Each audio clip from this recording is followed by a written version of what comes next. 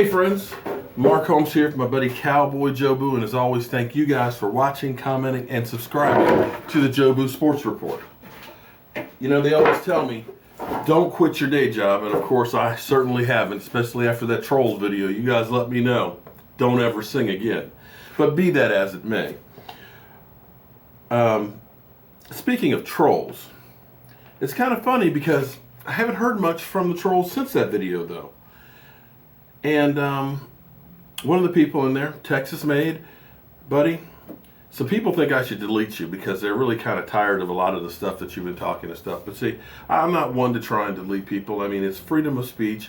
You know, if you want to talk, talk. You know, if you want to have people hate you, have people hate you. You know, it's not my role to censor people.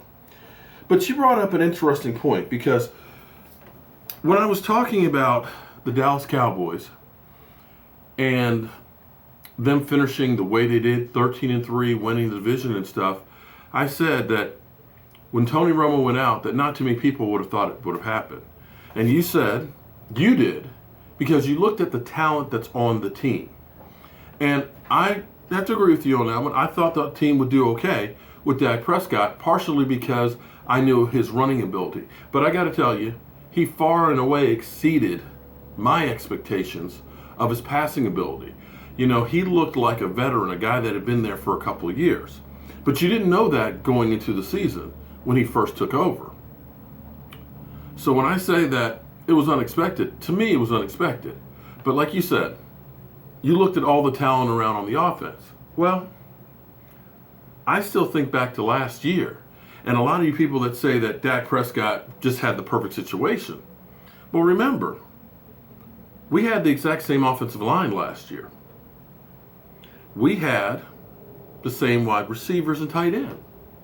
Now, Dez was hurt for part of the season, I'll give you that, but Dez was hurt part of this season and was kind of slow getting back, but finally got into full form by the end of the season. So I'll give you the Dez Bryant part. But the offensive line was the same.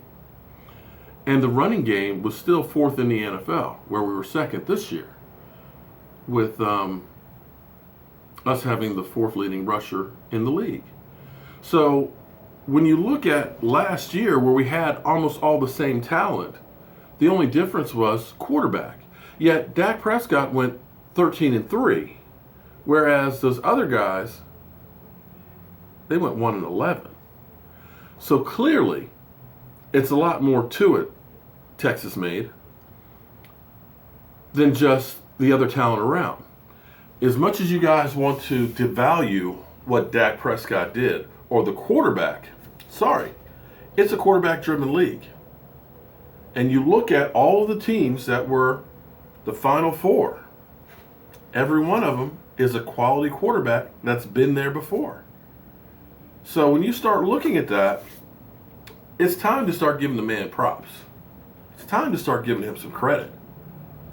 Because it's more than just showing up.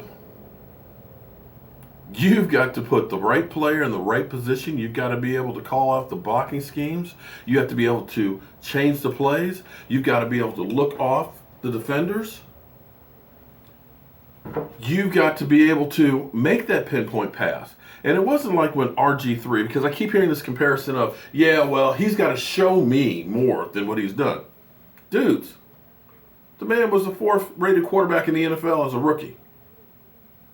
And they compare him to RG3 and say, well, it might be RG3. Well, if you notice something about RG3, his deadly move was his legs, which he lost his leg, of course, with that knee injury, and he wasn't the same afterwards. And the second thing was using his legs to get outside, so that way, when the pursuit was coming in, the receivers were wide open. So he could just toss it up there. The wide receiver's got nobody around. He can adjust and make that call. Whereas when you look at what Dak does, when you have Cole Beasley doing that slant down the middle, it's a timing route. It's got to be delivered right now, not where he is when you throw it, but where he's going to be. And if you notice how it was always right here for Cole Beasley where he did not miss a step. There was no hesitation or adjustment on the ball. It was like, boom, I'm running, turn, boom, the ball's right there, and he'd go. You look at that Cole Beasley touchdown where he is literally between the pylon and the defender, where it's only a window of about this much to get it in there. He makes that. You look at some of the touchdown passes to Des Bryant, where he's got a defender where, boom, he's getting it right there, where the only place that Des can get it and the defender can't. So clearly, it was a lot more than just the talent around. You can have all that talent, but if you don't have the guy that can utilize it, Texas made, buddy, it ain't going to work. It ain't going to happen. Matt Castle and Brandon Wheaton proved that last year. So, I've got some more work to do. I've got some cabinets to build for the Smithsonian thing, so I'm going to get back to work here. But you know, I've got to do my videos for you guys, man, because, you know, it's therapy for me. Hope you guys have a great day, and any breaking news on the Dallas Cowboys, if anybody gets cut, released, traded, whatever, you know I'm going to be bringing it to you. So as always, friends, thank you for watching, and I hope you're having a great day.